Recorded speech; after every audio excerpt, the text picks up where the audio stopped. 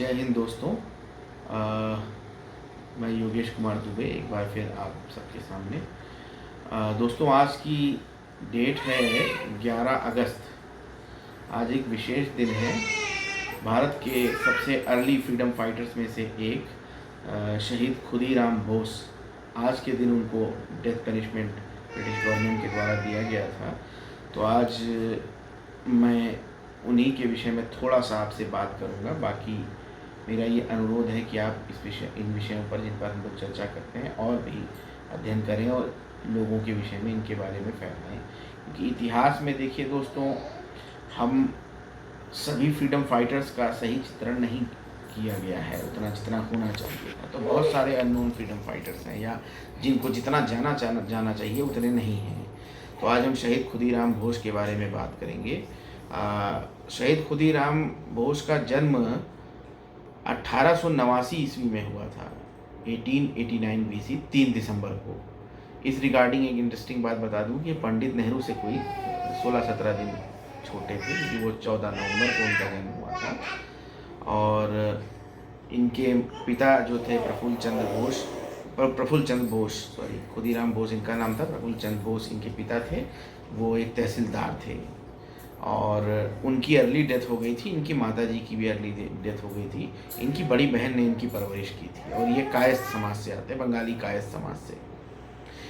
फिर इनको क्या कहते हैं, वहाँ के एक फेमस इंग्लिश स्कूल में एडमिशन इनकी सिस्टर ने दिला दिया।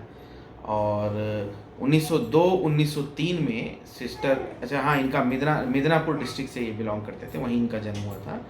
फिर 1902-1903 में श्री अरविंदो और सिस्टर निवेदिता, इन दोनों ने इनके एरिया में विज़िट किया, कई विज़िट्स किए और वहाँ फ्रीडम, नेशनलिज्म, इन विषयों पर कई वक्तव्य दिए, जिसमें ये रेगुलर पार्टिसिपेंट थे।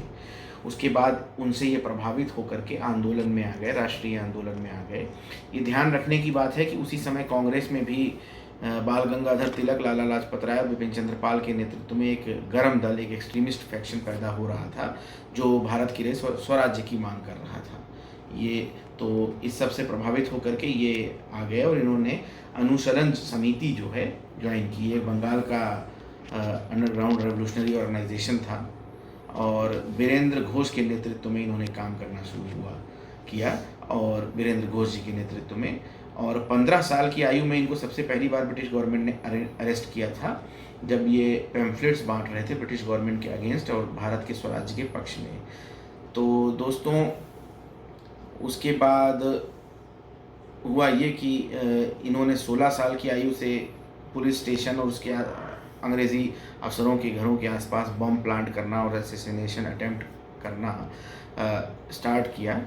और उसके बाद हुआ ये कि एक जज थे जो काफ़ी अनपॉपुलर थे, जस्टिस डगलस, तो उनका असैसिनेशन में इनको इन्वॉल्व किया गया। इनके साथ 1-2 लोग और थे समिति के, और इन्होंने उनके कैरेज पर एक जो है बॉम्ब से अटैक किया, पर वो अनफॉर्चुनेटली वो बच गए और उनकी बजाय 2 ब्रिटिश महिलाएं जो हैं वो उसमें मारी गई।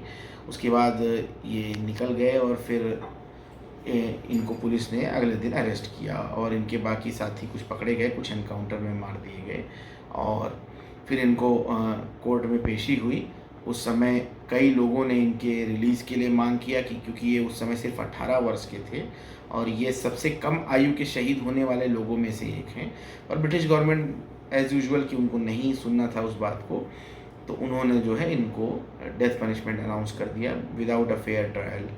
और उसके बाद इनको एग्जीक्यूट कर दिया गया आज ही के दिन। और जब उनको एग्जीक्यूट किया गया तो पूरे शहर में, मुजफ्फरपुर शहर जो बिहार में है, पूरे शहर में उस दिन सुबह जब इनका एग्जीक्यूशन हुआ तो पूरे शहर में एक भीड़ उमड़ पड़ी और पुलिस को बहुत ज़्यादा बंदोबस्त करना पड़ा, जगह जगह लाठी चार्ज करने पड़े भीड़ को रोकने के लिए। फिर भी सारे शहर की आसपास के इलाकों की जो भीड़ थी वो फूल लेकर आई और इनके ऊपर फूल चढ़ाती गई, लाठियाँ खाते हुए। और उसके बाद यहाँ तक हुआ कि लोग जो बंगाल के और बिहार के जो टेलर्स थे वो ऐसे धोती कुर्ते बनाने लगे जिसमें खुदीराम बोस जिंदाबाद, इस तरह की बातें, खुदीराम बोस जिंदाबाद या खुदीराम बोस लिखा जाने लगा। और उस दिन जो है इवन ब्रिटिश गवर्नमेंट के जो न्यूज़पेपर्स थे, स्टेट्समैन या बाकी जो इंडियन न्यूज़पेपर्स थे और ब्रिटिश के भी जो न्यूज़पेपर थे, जो ऑफिसर्स थे, उन्होंने इस बात को नोट किया कि मरने के समय इनके चेहरे पर 1 सेकंड के लिए ना कोई डर था, ना कोई शिकन था, ना कोई भय था। तो इस प्रकार इनकी शहादत आज ही के दिन हुई।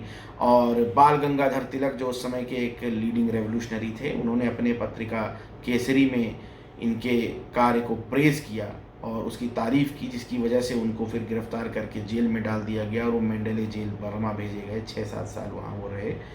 और तो हमें ये ध्यान रखना होगा कि ऐसे तमाम हज़ारों स्वतंत्रता सेनानी हैं जिनके बलिदान की वजह से आज हम आज़ाद बैठे हैं। आज हम अपना 75वां स्वतंत्रता दिवस मनाने जा रहे हैं।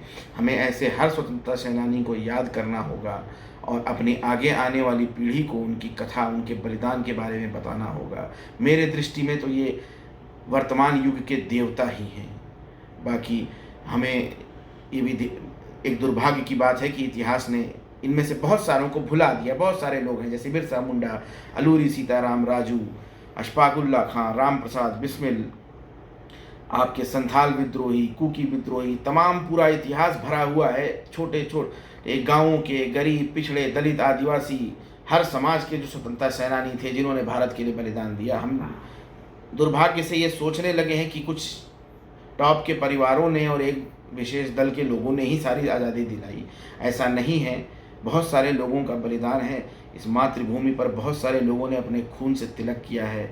इस बात को ध्यान रखिए और स्वतंत्रता दिवस पर ऐसे ही स्वतंत्रता सेनानियों को प्रणाम करिए, उनको याद करिए। इसी के साथ मैं अपनी बात को समाप्त करता हूँ। जय हिंद, वंदे मातरम, भारत माता की जय।